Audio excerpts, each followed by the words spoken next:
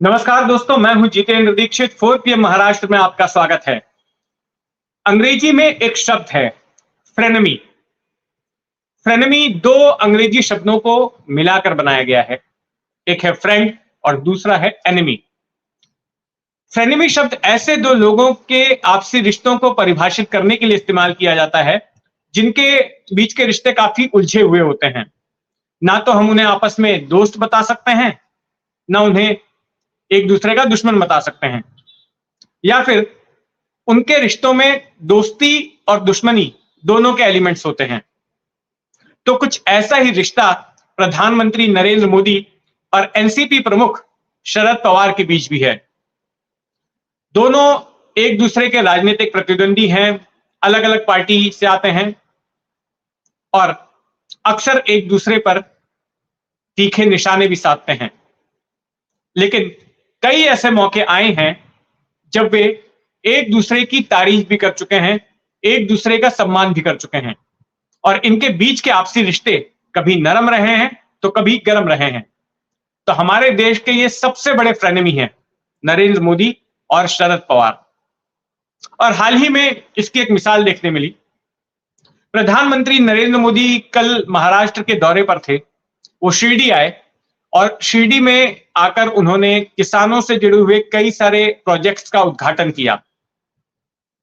और उद्घाटन भाषण के दौरान उन्होंने जो तमाम बातें कही, उनमें शरद पवार को लेकर भी काफी तल्ख टिप्पणियां की। और खास करके जब शरद पवार यूपीए सरकार में कृषि मंत्री थे तो उस वक्त को लेकर मोदी ने कुछ बातें कही। क्या कहा मोदी ने, मैं आपको संक्षेप में पढ़ के सुनाता हूं।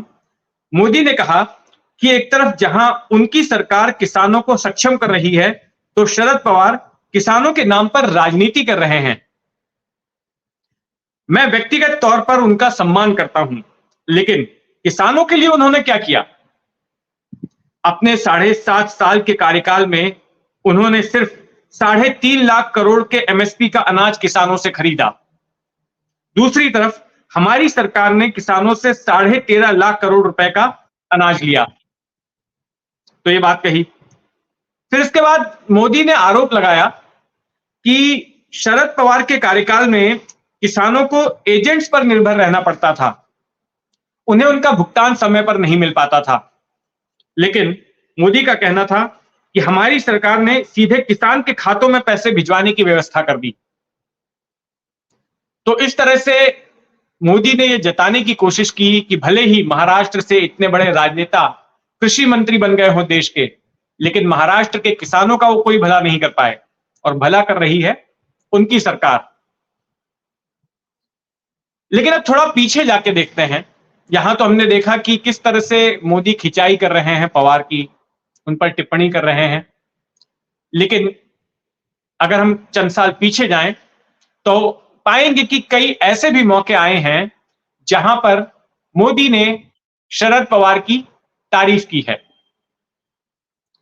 एक मौका तब आया जब शरद पवार ने उन्हें बारामती में बुलाया एक एग्रीकल्चरल सेंटर के उद्घाटन के लिए, और उस वक्त भाषण देते हुए मोदी भावुक हो गए और उन्होंने ये बताया कि वे कितना सम्मान करते हैं शरद पवार का। उन्होंने उन दिनों को याद किया जब वे गुजरात के मुख्यमंत्री होते थे, और उनका कहना था कि शासन चलाने के गुण उन्होंने शरद पवार से ही सीखे, और जब भी कहीं वो फंसते थे, कोई समस्या होती थी, तो शरद पवार उनका मार्गदर्शन करते थे। इसके अलावा भी जब भाषण हो रहा था, एक बार प्रधानमंत्री मोदी का 250वां सत्र चल रहा था संसद का, तो उस दौरान जब मोदी भाषण दे रहे थे तब भी उन्होंने शरद पवार की तारीफ की और ये कहा कि एनसीपी के सांसद कभी वेल में नहीं आए, उन्होंने कोई अनुशासनहीनता कभी संसद में नहीं दिखाई। तो इस तरह की तारीफ की गई। और फिर मोदी ये भी कह चुके हैं कि शरद पवार उनके राजनीतिक गुरु रहे हैं। तो ये तो वो बात हुई जहां पर कि वो पवार की तारीफ करते दिखे। लेकिन यही मोदी शरद पवार की एनसीपी को नेचुरली करप्ट पार्टी भी कह चुके हैं। सबसे भ्रष्ट पार्टी भी बता चुके हैं। लेकिन सबसे भ्रष्ट पार्टी बताने के बावजूद भी मोदी के ही कार्यकाल में शरद पवार को पद्म विभूषण से नवाजा गया। शरद पवार ने भी कई बार मोदी की तारीफ की। तो कई ऐसे मौके आए हैं जहां पर इन दोनों ही नेताओं ने एक दूसरे के खिलाफ भी बोला और एक दूसरे की तारीफ भी की, और इनके बीच के आपसी रिश्तों को फ्रेनेमी कहा जा सकता है। साल 2019 में विधानसभा चुनावों के बाद जब महाराष्ट्र में सरकार बनाने को लेकर संकट चल रहा था, तब एक दिन मोदी ने पवार के साथ मुलाकात की थी, और तब पवार का ऐसा कहना था कि मोदी ने उन्हें ऑफर दिया था कि हम साथ में काम करते हैं, लेकिन पवार ने उसको ठुकरा दिया। तो ये बात रही मोदी और पवार के रिश्तों के बीच की। अब जिस तरह से महाराष्ट्र में आकर मोदी ने पवार पर निशाना साधा है, उससे अब यहां के राजनीतिक गलियारों में एक चर्चा छिड़ गई है कि महाराष्ट्र में जो 5-6 महीने बाद जो लोकसभा चुनाव होंगे देश के, तो महाराष्ट्र में यह लड़ाई क्या मोदी बनाम पवार की होगी? क्योंकि बीते साल भर में, जब से साल 2023 की शुरुआत हुई है, तब से कम 6 से 7 बार मोदी महाराष्ट्र आ चुके हैं, महाराष्ट्र के तमाम बड़े प्रोजेक्ट्स का उद्घाटन कर चुके हैं, और आने वाले दिनों में भी कुछ ऐसे प्रोजेक्ट्स हैं जिनका कि मोदी उद्घाटन करने वाले हैं। जैसे कि मुंबई को नवी मुंबई से नावा शेवा से कनेक्ट करने वाले 22 किलोमीटर देश के सबसे बड़े समुद्री पुल का उद्घाटन करने उन्हें आना है।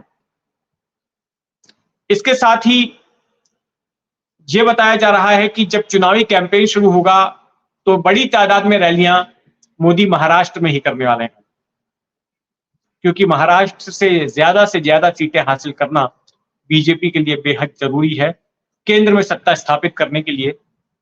उत्तर प्रदेश के बाद सबसे ज्यादा सीटें महाराष्ट्र में ही हैं, लोकसभा की 48 सीटें हैं, और बीते चुनाव में, साल 2019 के चुनाव में शिवसेना बीजेपी गठबंधन को 41 सीटें मिली थी। लेकिन इस बार राज्य का जिस तरह का माहौल है और जो चुनौतियां बीजेपी और उनके जो सहयोगी दल हैं, शिवसेना और अजीत पवार वाली एनसीपी, उनके सामने आ रही हैं, उसको देखकर मामला बड़ा पेचीदा लग रहा है। और सबसे बड़ी उलझन है मराठाओं को लेकर, जिनकी की ग्रामीण इलाकों में पैठ है, जो किसान हैं और अपने आरक्षण की मांग को लेकर वे इस वक्त आक्रामक हैं, आंदोलन पर उतारू हैं। किसानों को लेकर ही एक और भी समस्या है कि इस बार महाराष्ट्र में ठीक से बरसात नहीं हुई, और खास करके मराठवाड़ा इलाके में, जहां पर बड़े पैमाने पर मराठा रहते हैं, जहां पर बड़े पैमाने पर खेती होती है, उन इलाकों में पर्याप्त पानी नहीं आ पाया है, और ऐसे में एक अकाल का खतरा महाराष्ट्र के सामने पैदा हो गया है, और इसका असर तब दिखाई देने वाला है जब चुनाव नजदीक होंगे। तो ऐसे में पूरी कोशिश जो है की जा रही है सरकार की तरफ से कि मराठाओं को संतुष्ट रखा जाए, और जो विपक्षी पार्टियां हैं वो उनके गुस्से को या उनकी नाराजगी को भुनाने की कोशिश ना कर पाए। फडणवीस इसलिए केंद्र सरकार से मांग कर रहे हैं कि जो रिवर लिंकिंग प्रोजेक्ट्स हैं, कोंकण की जो नदियां हैं, उनमें जब बाढ़ जैसी स्थिति पैदा हो जाती है, बारिश के दौरान एक्सेस पानी आता है, तो उन नदियों को मराठवाड़ा की नदियों के साथ लिंक किया जाए ताकि उस पानी को वहां भेजा जाए।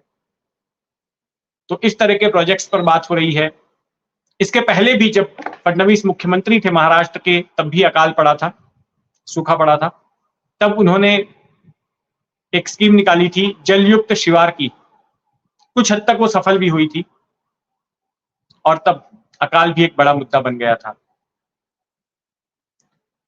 तो पवार भी आक्रामक होंगे, पवार के भाषण भी सुनने लायक होंगे कि वो किस तरह से बीजेपी पर अपना निशाना साधते हैं, मोदी पर अपना निशाना साधते हैं।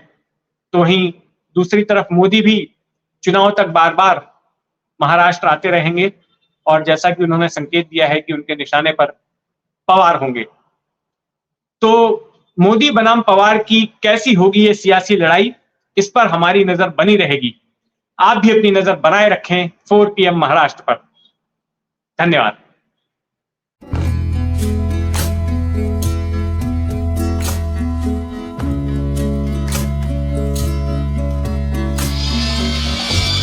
you